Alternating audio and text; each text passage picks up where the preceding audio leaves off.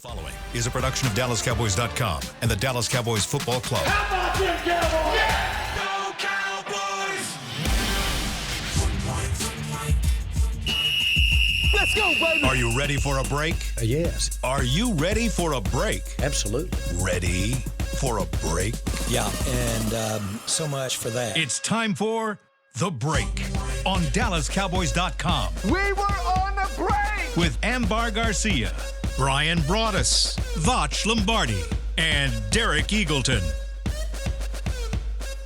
It is Wednesday, December 31st, 2025, season 21, episode number 102. Welcome to the latest edition of The Break, live from the SWBC Mortgage Studios at the Star, presented by LG. LG is the world's #1 OLED TV brand for 11 years and counting. CY at LG.com/OLED Evo. It is the final time we will be on the air in the 2025 calendar year. It is not the end of our season, though. We keep this going all the way through till the beginning of the league year, and then we'll reset after the beginning of the league year. So there's still lots to talk about.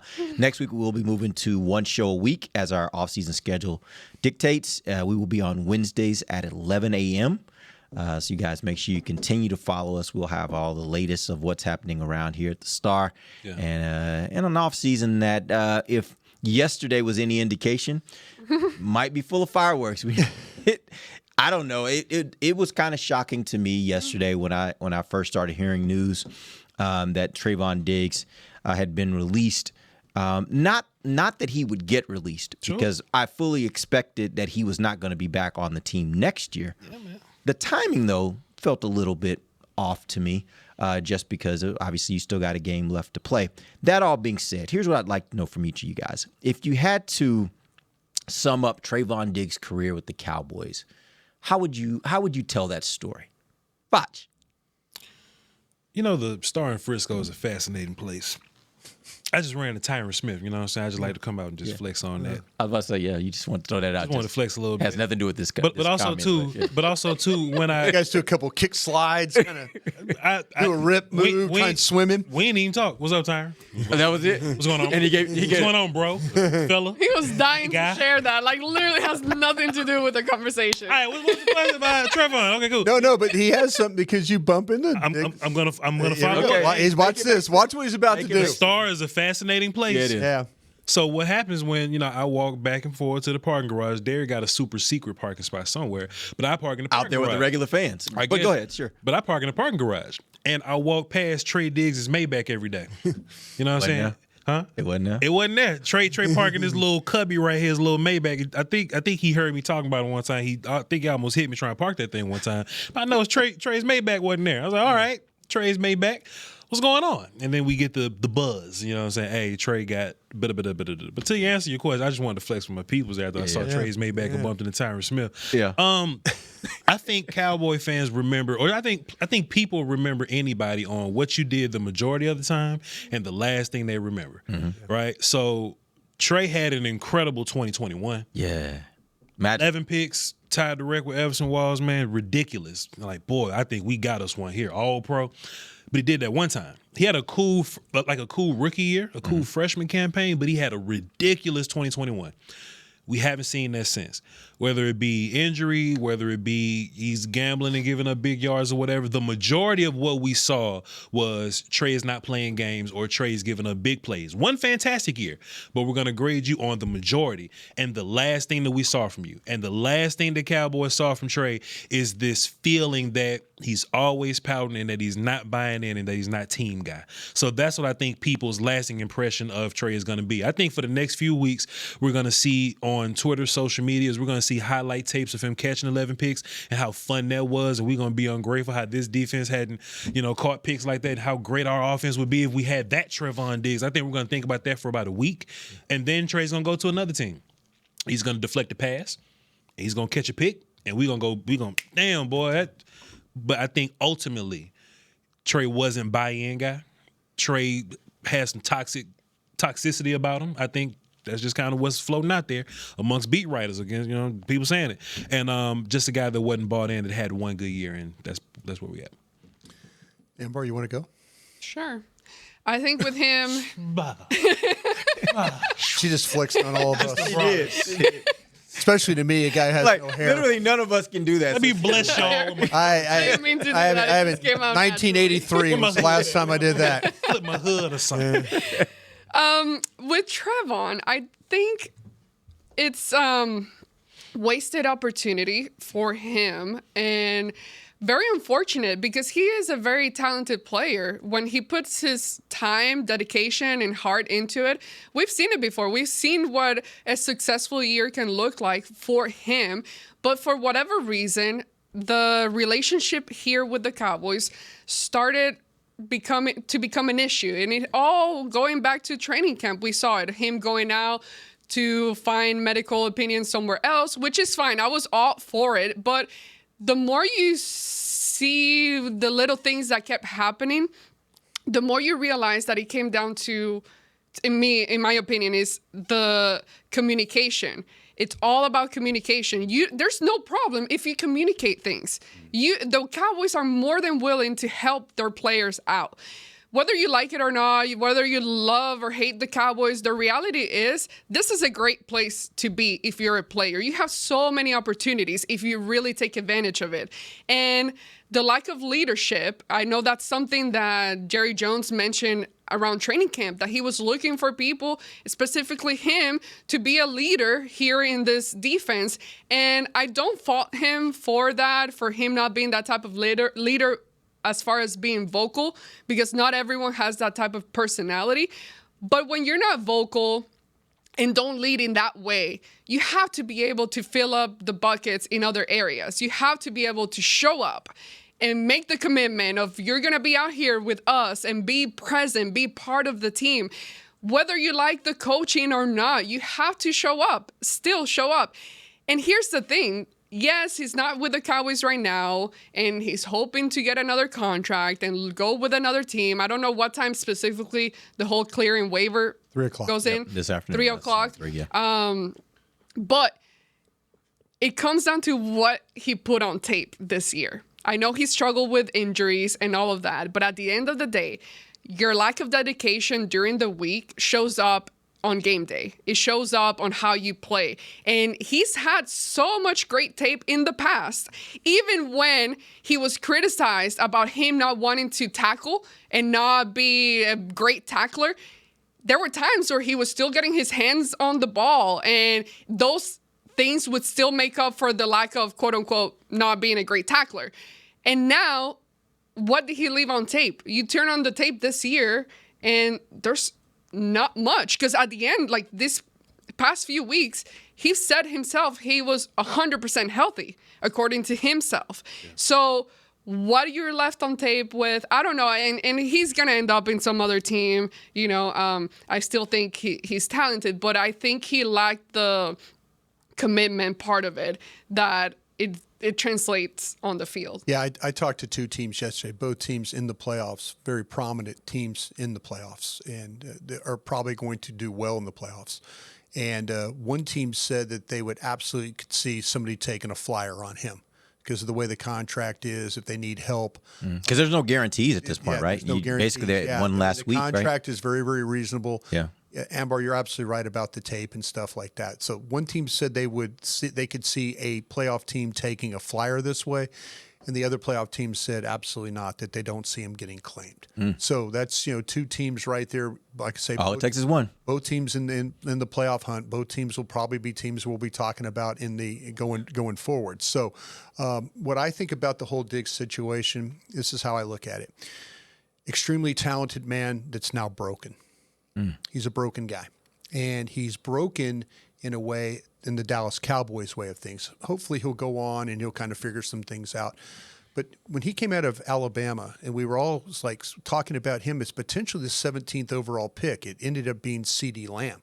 And so then you grab him at 60. You can't believe how the drafters, how excited a Voch Lombardi, a Bryan Broaddus, Dave Hellman, all of us, they were dealing with the draft here on DallasCowboys.com and Voch on his own channel as well, how excited we were to see Diggs get drafted here. Here's a guy that had first-round talent, played at a blue blood university at Alabama, played for a coach that coached him really, really hard, and you saw the talent, you saw the player, you saw the ability, you saw all these things. So, and we saw that early in his career.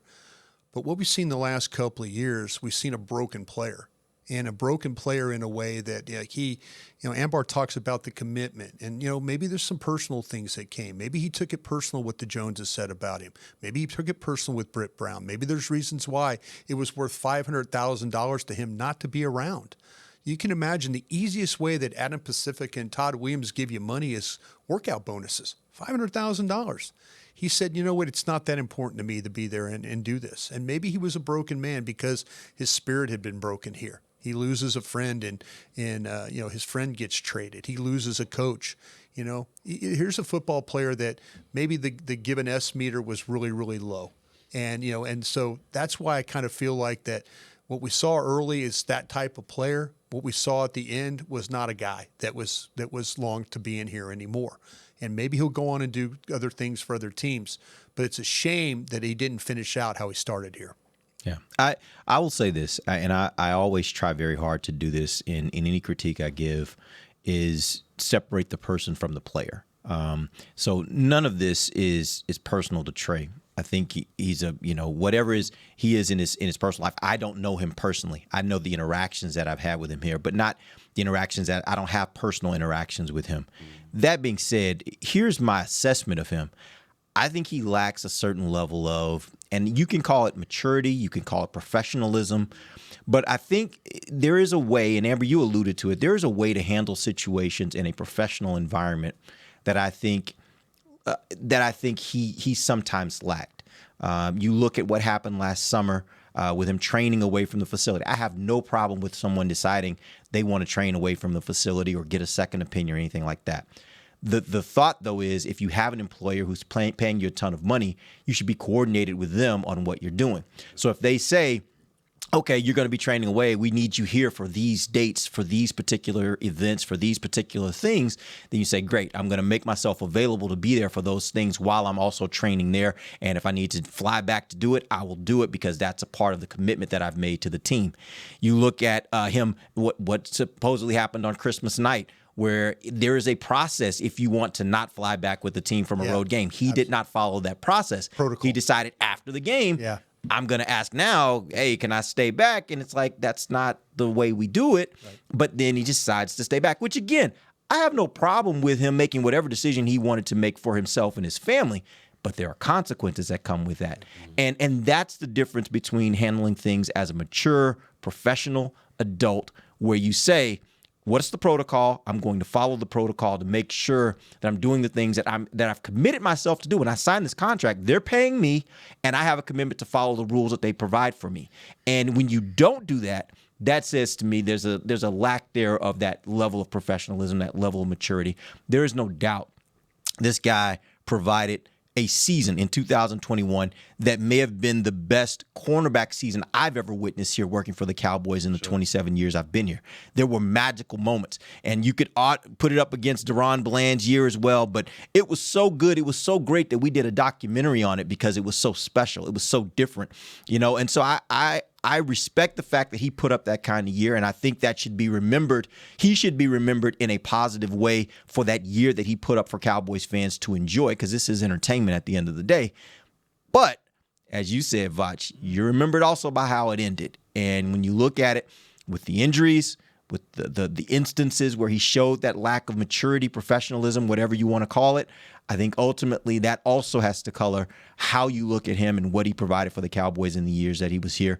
And that's not as positive as you would have wanted to be thinking about who he was coming out of college. Honestly, too, as Cowboy viewers, fans, we can't for years and decades be like, well, this is a team that has no culture of accountability. This is a team that they don't stand on business. They let the players do what they want. There was just this narrative around Shotty that he was too buddy-buddy. Yeah. That, hey, man, all this jumping around celebrating. When is he going to dismiss somebody?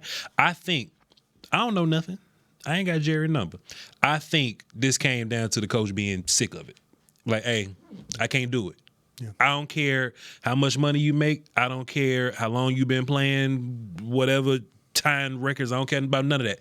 This is not fitting what I'm trying to do here. Yep. Now, maybe in past administrations, Diggs had people on his team that'll kind of let him get away with some stuff, assuming I don't It's know different nothing. when you're producing on the field. There are Sure. certain things that you're willing to That's be a great okay point, with Am. getting away with, Yeah. or like letting this slide. Oh God, here we go again. But he's a pain and he's a headache. But he's producing on the I know what you're field. about to say.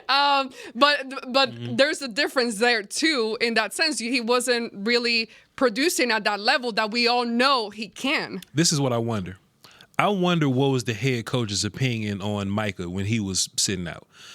Micah's a guy that's going to produce and play for you. I ain't saying Micah's not buy-in guy, but when you going through contract stuff, you either practicing with us or you're not. I want to know the coach's opinion on like superstar level Micah, who's in the prime of his stuff, right? I wonder if he would have stood on the same business with him as he did. Well, I will say this.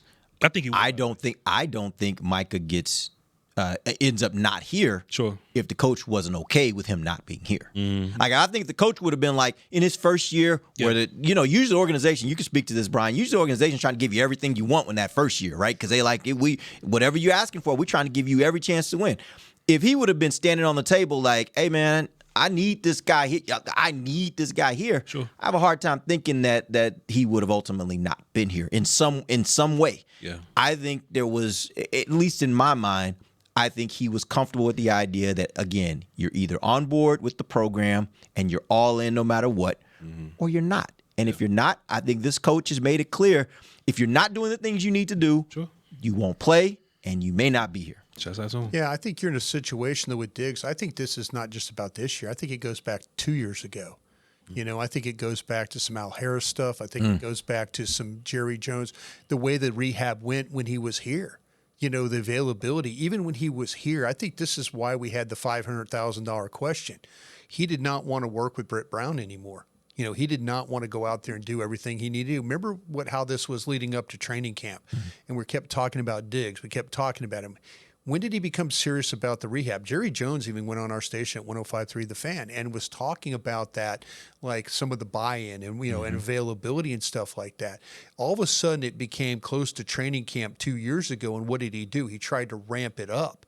And if he'd have ramped it up, although there were some questions about his work ethic then, the professionalism, Derek, that you're talking about. This is something that Shoddy has had to kind of deal with this from stuff that when he was an assistant coach here. So, I totally understand a coach saying I had enough. It's about the buy-in. It's about all that stuff. But this is something that really, really was under the Mike McCarthy administration that they allowed to happen, that they shouldn't have let it happen. All right, we're going to take our first break. We'll come back. We're going to dive inside the brain of Bryan Broaddus. He's got some questions for us. In the final segment, we have a little Yeti time with AG. It's a fun show today. We'll be back. DallasCowboys.com radio.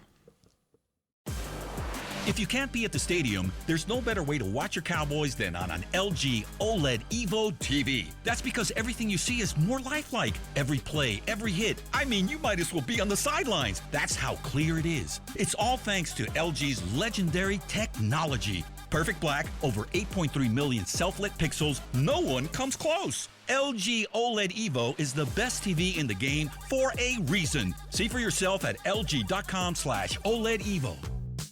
Hey y'all, Matt Pittman here, the official pitmaster of the Dallas Cowboys. This holiday season, I've got Yeti's new insulated bowls and food storage working overtime. The insulated bowls are amazing.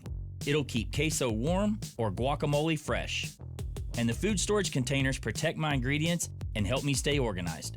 They also make great gifts for the host, making Yeti bowls and food storage MVPs for the holidays. Get yours at Yeti.com or a Yeti store near you. I'm home. Hey, Mom, before you ask, I've done my homework and the dishwasher's unloaded. Nice. Hey, can you... Hey, hon, yes, I've got the finale ready to play. Here's your wine. Wow. Isn't it nice not having to ask? We think so. That's why if there's a network interruption, AT&T will proactively credit you for a full day of service, guaranteed. Credit for fiber downtime lasting 20 minutes or more, or for wireless downtime lasting 60 minutes or more caused by a single incident impacting 10 or more towers. Restrictions and exclusions apply. See att.com/guarantee for details.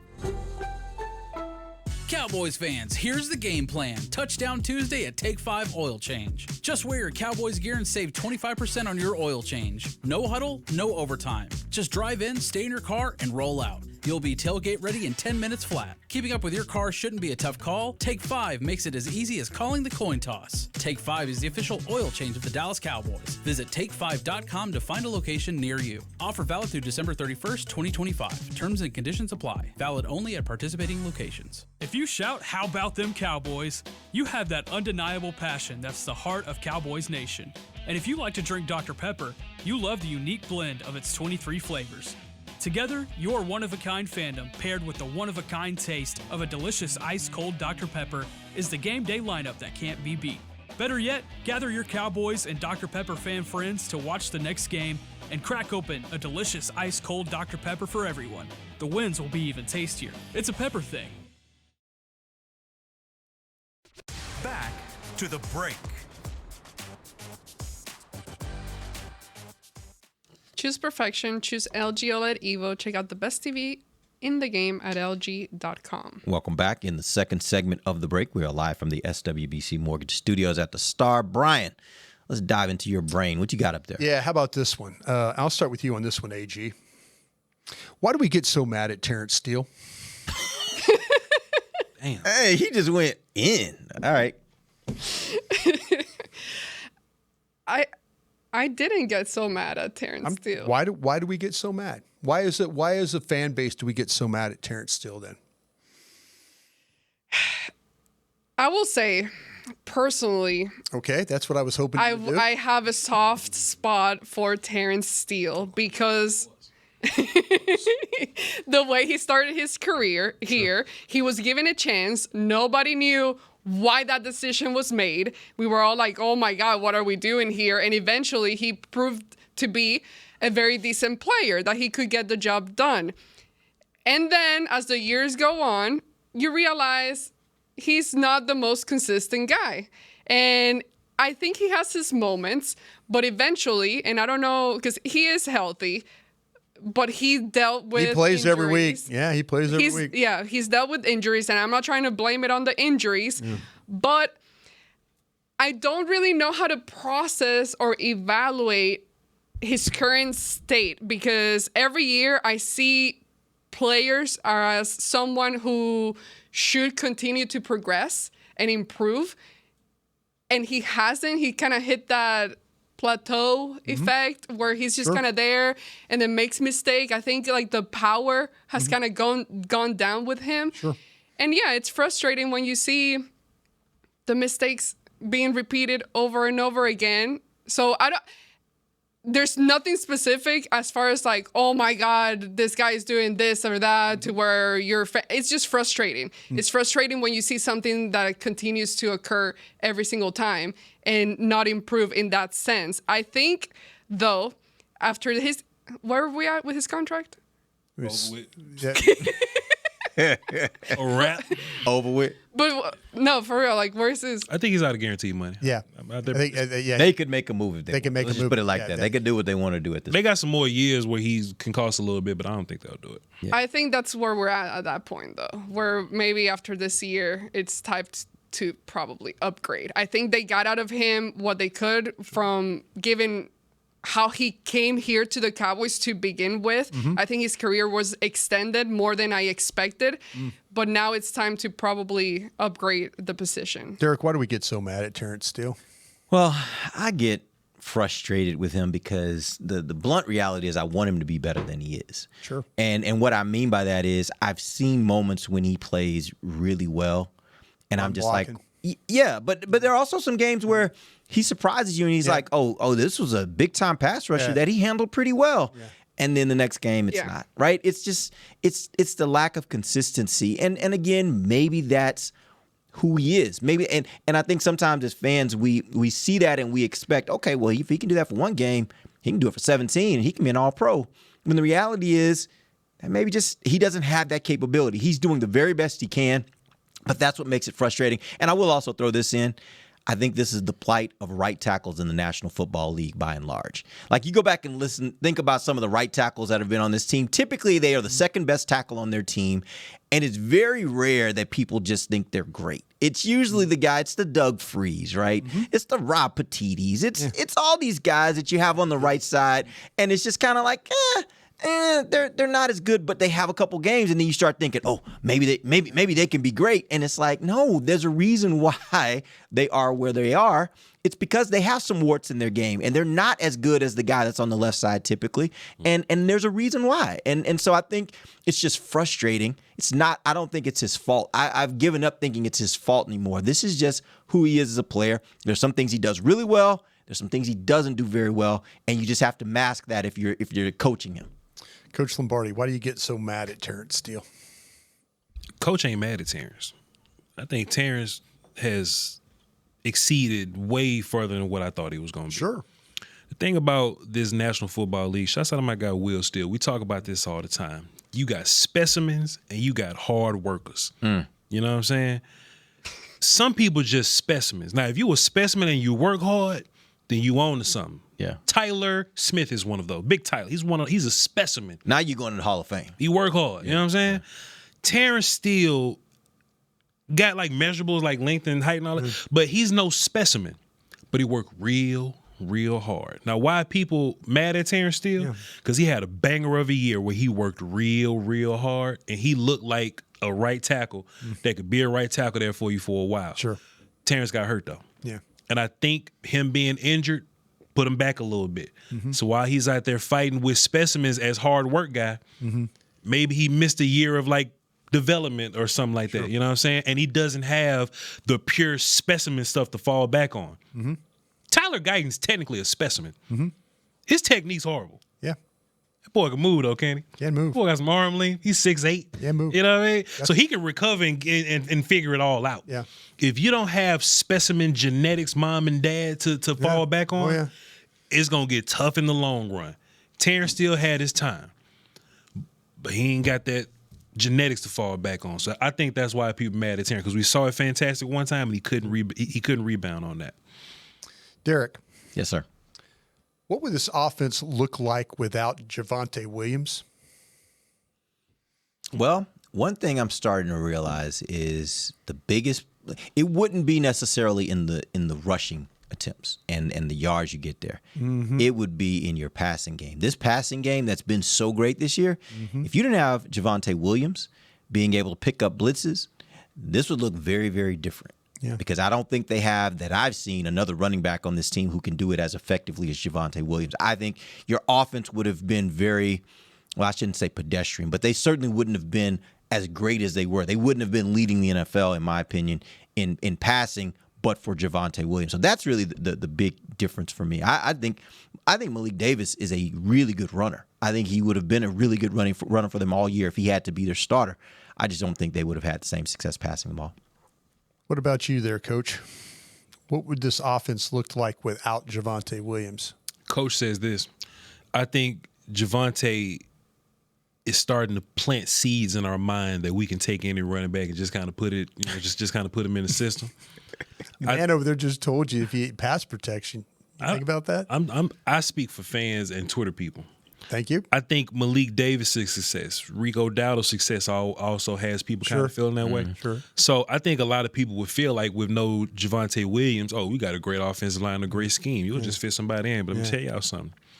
For every Javonte Williams that works, there's a Dalvin Cook that don't. There's an Ezekiel Elliott that don't.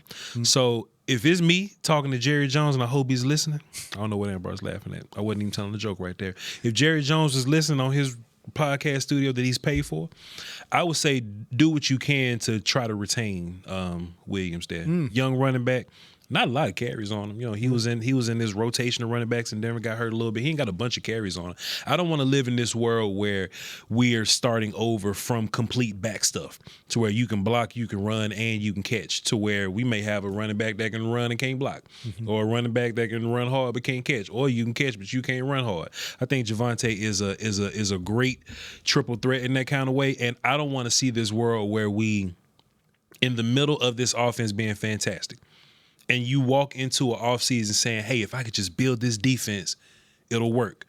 I don't want to then be like, well, let's just, mess over the running back situation, and now you lose a big part of your offense because you're being negligent about running backs. Just bring back Williams, keep this little core together, and then build your defense. But the big question is, at what cost? That's always the question with the running back, is what are you willing to pay to bring back Javonte Williams? And I don't want to short circuit your segment here, but that's the big question that I think they got to figure out. I think the Cowboys will get lucky. I think they'll get lucky because the running back market the last 2 years hadn't really hit you upside the head in that kind of way. I think like Tony Pollard make like $7 million or something. Yeah. Murray makes $7 million. Yeah, who? Murray, the linebacker. Coach wouldn't have done it. Yeah. But anyway, but like what's a good number for $12 million? What's that? You said Murray makes $12 million? No, he makes $7. $7. Oh, $7. Okay. $7. Yeah. His if you look at projected numbers, it's he and Breece Hall are right about the same, about 10.2, 10.3 million. Yeah. Yeah. That's what they should be paid. Yeah. Yeah. Pay Javonte. I don't think you're going to pay him Bijan money. Well, right. Like the best running back money or anything like that. But just pay him and keep him. And I think he probably would accept a contract that's not like top of the league. I don't think he's expecting it's going to be top of the league. But I think if you can get him for a good price. What's he making, 3 now? 3. Give him 6. Yeah. Double his money. Yeah. Double his money. Give him 6. Yeah, we'll have a party. What about you? How about you laughing? what about I ain't telling jokes. Give him 6. 6.5 for your hard work. And incentives. Incentives. If you get 1,000 yards, you get 7. That's not too. There you go. Listen, I love Javonte. You love I remember. everybody. You just cool there. Everybody's a good guy. The voice. No, not everybody. They work so hard in there. Proud of these guys. They developed and grown so much. Please, Amber, I'm sorry. I don't have no problem with Diggs. Had he communicated things with us, You never said that about I me. would That's have been like, oh, I have a special place in my heart for him. You never said that. I know he works hard and I know he communicates. You would never say that about me. But with Javonte, he's a guy that I remember when the Cowboys first got him, signed him here with the team. We didn't think much of him. And you could talk to a lot of different people, and people would say, oh, running back is still an area of concern for this team.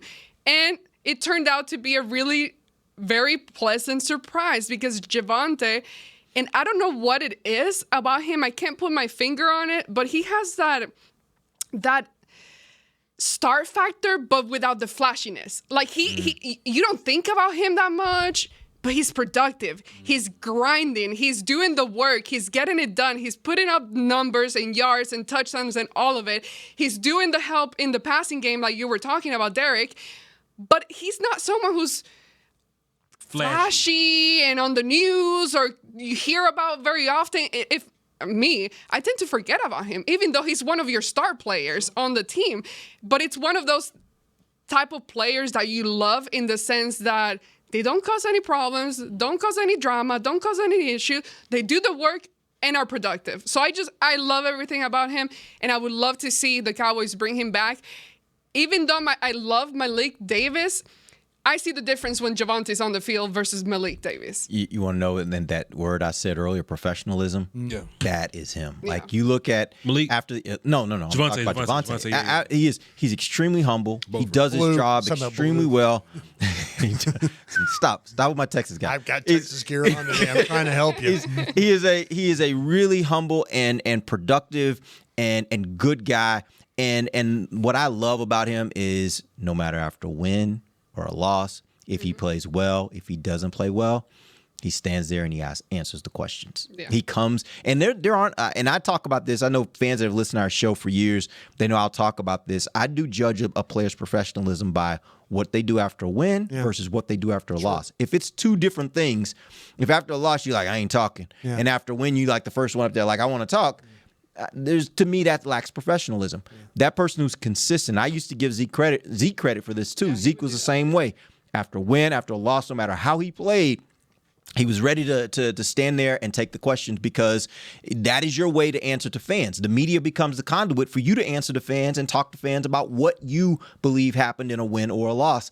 And Javonte is that type of guy that he's going to stand up and he's going to answer the questions every single time. And I respect that. I respect that a ton as being a professional. Yeah. I yield the remainder balance of my time to Yeti time. All right, we're going to take our final break. We will come back, and it'll be our final Yeti time of the year. Then when we come back, DallasCowboys.com radio. Every day begins with a promise to work hard and to build a future.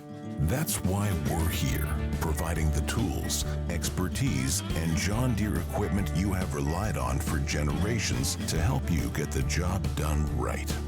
We're with you. That's our promise to you, because no matter the project or the challenge you're facing, we're with you. We're united. It's the official men's skincare brand of the Dallas Cowboys, Jack Black. And right now, Cowboys fans can get 15% off their $75 order. Plus, because every deal needs a playmaker, your order will include a free 5-piece skincare set and free shipping. The Jack Black Playmaker is 4 of Jack's favorites and a full-sized intense therapy lip balm. Make a play for the Playmaker at getjackblack.com/Cowboys with the code CowboysVIP. That's getjackblack.com/Cowboys with the code CowboysVIP. I'm home. Hey, Mom. Before you ask, I've done my homework and the dishwasher's unloaded. Nice. Hey, can you... Hey, hon, yes, I've got the finale ready to play. Here's your wine. Wow. Isn't it nice not having to ask? We think so. That's why if there's a network interruption, AT&T will proactively credit you for a full day of service, guaranteed. Credit for fiber downtime lasting 20 minutes or more, or for wireless downtime lasting 60 minutes or more caused by a single incident impacting 10 or more towers. Restrictions and exclusions apply. See att.com/guarantee for details. From the field to the festivities, Lucchese embodies the essence of luxury and tradition. Handcrafted with meticulous precision, each pair offers unmatched comfort and style. Stand tall while you're tailgating or cheering in the stands with the Dallas Cowboys collection by Lucchese. Shop the collection today at the Lucchese store at the Star in Frisco or online at lucchese.com. Lucchese, the official boot of the Dallas Cowboys and Dallas Cowboys cheerleaders. How's it going? You see that Cowboys game? Oh, I watched. Been seeing some good things. Totally. They have some talent. Yup, some great talent. And they got some fight. Hoping this is the year. Me too. Oh, I'm Cody, by the way. I'm Travis. Nice to meet you, Travis. Go Cowboys. Go Cowboys! Make a new friend based solely on their shirt choice. What would you like the power to do? Bank of America, the official bank of the Dallas Cowboys. Copyright 2025 Bank of America Corporation. Back to the break.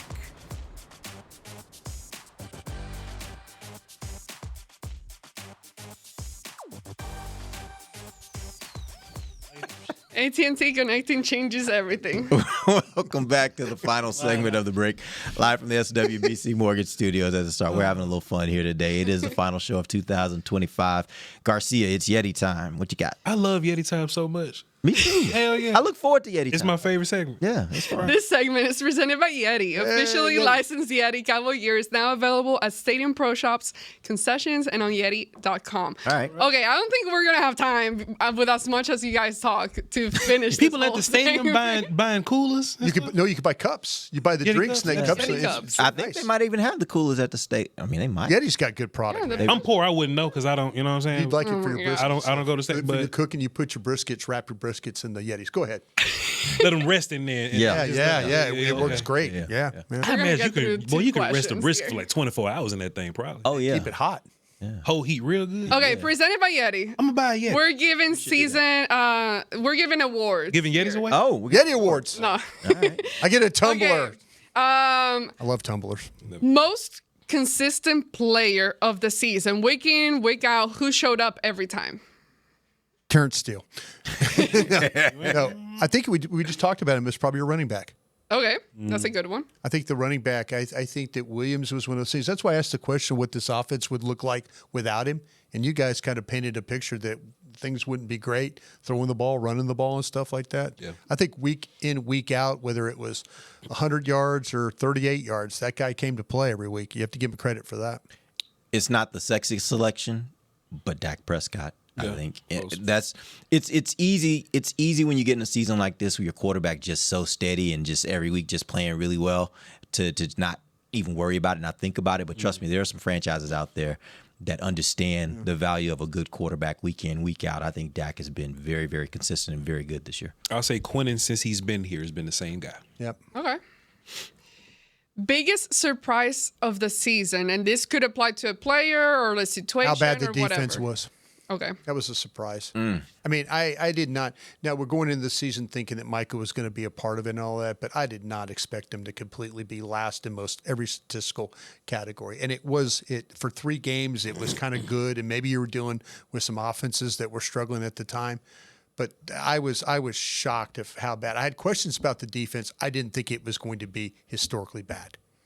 Javonte Williams. I didn't expect that he would come in and be like a guy like that. I thought he'd be amongst three other backs and we kind of rotate him. But the Cowboys gave us all the hints when we were in preseason and we saw everybody running like, hey, man, we're not seeing Javonte run at all. Like, what's going on? So Cowboys knew. But I was like, hey, man, if he could get back to the guy like rookie level, like pre-hurt Javonte, but you just go based on the last film that you saw. That dude was pre-injury Javonte. Shouts out to him.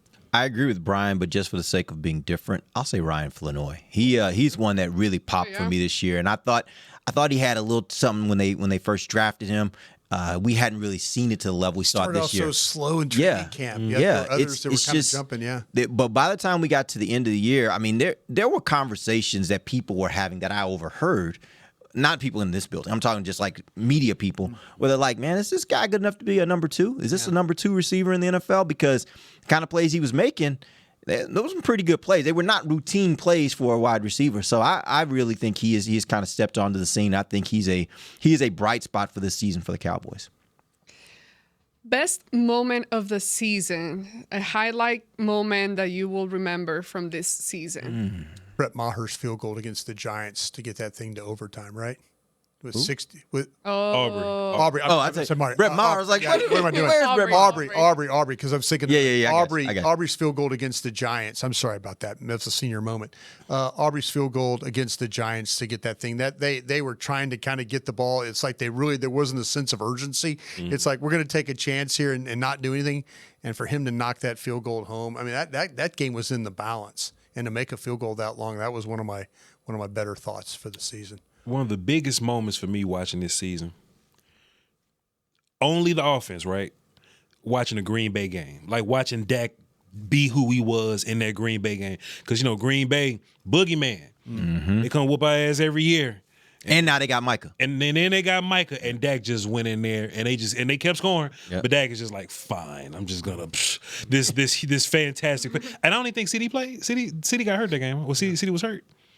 I don't remember. I believe. I think he got hurt. Did he get hurt in that game? He got hurt in the Bears game. In week 3. So CD didn't even play? He didn't play in that game. Dak went out there without CD. And just wrecked. Whooping up on it. And Michael was having a good game. And we just couldn't get him. And we couldn't get a stop. Couldn't get one stop. You know what? Actually, mine is a game, too. It's actually the end of a game. At the end of the Kansas City game. For sure. For me, that was the highlight of this year because all the optimism was there at that point. I was like, okay. They got these guys that they picked up. They got these guys back. Super Bowl. The offense is flowing. They're on a 3-game win streak. 2 of the last 2 wins were against teams that when the schedule came out, I was like, they probably aren't going to win those 2 games. And they beat Philly and they beat Kansas City back-to-back. 1 on the road, 1 at home on Thanksgiving Day. Everything about that, I was like, okay, Cowboys are rolling now. We can start thinking about January. Like we should start thinking about like what's our campaign for the offseason. I mean for the postseason.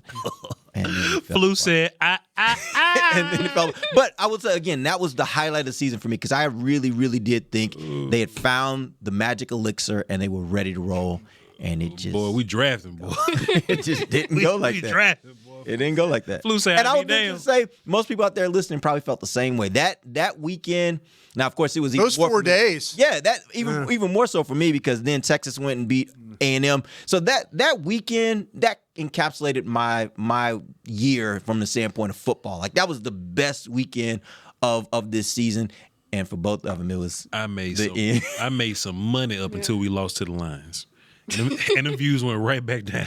Yeah, okay. Boy, them views, I wasn't gambling, no. Yeah, at first I was like, hey, bro, you saying something that you... Voch is a content creator. Okay, good. People watched the videos. People was like, yo, Voch, are we doing this? Yeah. I was right there with you. I was literally looking at some of our numbers this morning. Yeah. That was a peak. That was a peak. Oh no, man. Kansas! We hit a peak after that Kansas City game where fans were all in. They were like, "All right, we doing something now." And yeah, Voch doing his job. You get eliminated. It's yeah. All right, I'm gonna do one last one, and I'll save the rest for another show. Sure, cool. Since we're on time now, out of time now, overtime.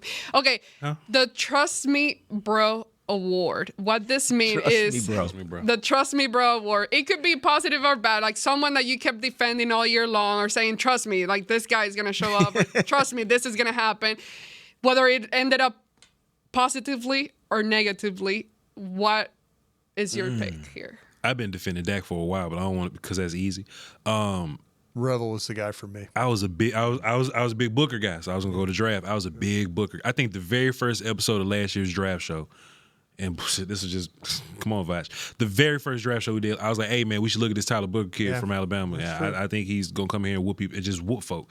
And I'm just watching every week. I'm like, "Man, Book out here just pushing around people." Duran sacks last week. Hey Brian, that's 1 out of 16. I know, and I'm the guy that came on this show and said he might be playing the best of all the offensive linemen. 1 out of 16. And then the next week he plays like he's Chaz Green. But for the most part, like that dude is running to some of the best interior deep No line. question. Oh, listen, you're defending him now. I like it though. We in there wrestling with him. I know. Shouts out the Book boy. Peanut butter Book gonna be stupid ridiculous.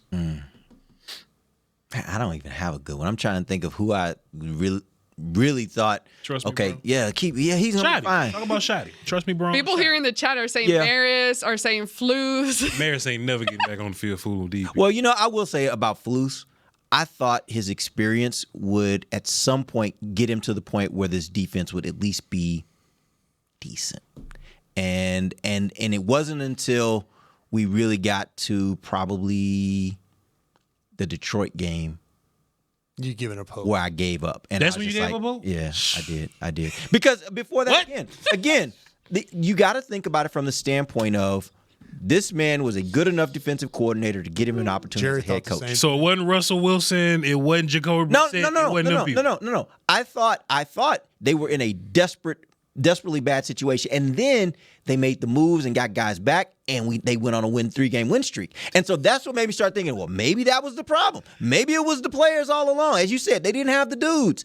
And then what we found out is, nah. It's much deeper than just the dudes. It's a lot more involved. And then you had to be hit with reality. He's just not. It's not working. I was week 4. 10 toes down on this, but when we went into the Raiders game, a game that you should just steamroll, and boy, Geno Smith started making throws, I say, that's enough. That's enough, Flus. I was done. I smacked it. I said, You had a Derek moment. I cussed, but I was like, God, that's enough. Are you kidding? Geno Smith was out there. Geno eventually became Geno. But how you let Geno start hot? He did start hot. Oh, but again, the way they kind of squashed that as the game wore on, which made you think, okay, they're figuring it out. And then they're JJ learning. McCarthy came out there in which Geno got better numbers than JJ McCarthy. Yeah, when JJ did it, that was when it was like, okay, this is just not. Like, why are we even acting anymore? This is just not. I can't wait till we can say coaches' names up in here. I can't wait till we can say people's I still need names. to figure out if that's next week or if that's the end of the playoffs. I need to figure that out. Just let me know, because I can craft my arguments. All right, I'll hit up our legal counsel imagine. and see what he says. That's what I'm thinking too, but I need to check with him to be sure. People doing interviews and stuff though, like it's gonna start like next week, right? People gonna start talking to other teams and stuff. Yeah, With but the regular season over? yeah, that's true. That's true because they will have interviews. They'll have a window. starting, so you can't. So we talk could be about- like blah blah blah blah is talking to. Yes. So that if it's public, like those, that's the thing. They're not always.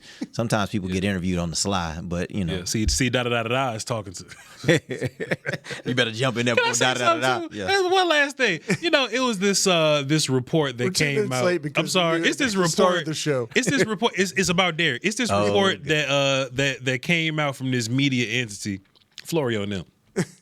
They was like, don't get me started. Can I say what Florio said? Because that's not me tampering, right? No, don't say it. Don't say it. If he's got a name in it, then You're gonna say Florio was basically like there's rumors of Cowboys Yeah. swirling around about this guy, Yeah. about some guy, right? Florio basically said that, and I was like, I work for DallasCowboys.com, right?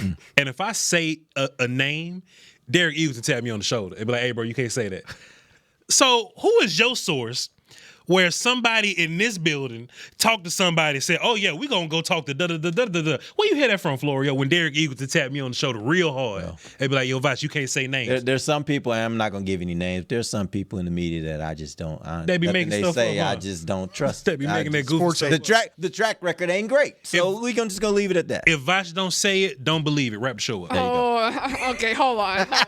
Wrap the show up. Fake. We late, Amber. Fake. Like you said, Fake. we late. got a problem Hey, with we that one. late. Fake. Hey, we late, No. Amber. Derek, please wrap. Nah. Hey, y'all, this been the break. Nah. Please.